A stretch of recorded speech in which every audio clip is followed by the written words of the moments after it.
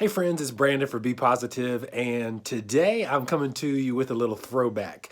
One of my former high school classmates posted today about, hey, remember these jeans, Z Cavariccis?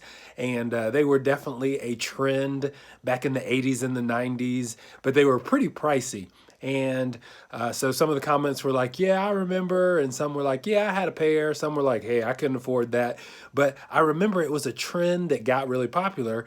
And the jeans, they really, if you look back at them now, they weren't that great. But because a couple people wore them and a few more people wore them, it was that trend that just caught. So can you think back to what was something that was a cool trend or a trend? It didn't necessarily have to be cool that you were involved with, because I remember even seeing Z Cavariccis because they were out of my particular price range because I was a teenager, and my parents were really cool and they were like, Brandon, if you really want something that bad, you need to get a job. So that wasn't really something that I was gonna have to have or really needed, but it was really cool. So I wonder what kind of trends that you had and things that made you excited, like when they came out. Because another trend were Coca-Cola shirts. And oh yeah, I got one of those because I worked real hard and got one. And later I'll tell you another fun story about Coca-Cola shirts. But things that you really, maybe they're trends that you're like, oh, I'm going to do everything I can to get that.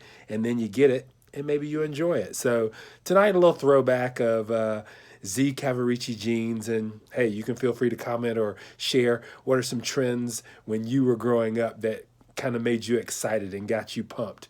All right, friends, I'm Brandon for Be Positive, and thanks for hanging in there. And I will see you guys tomorrow. Peace.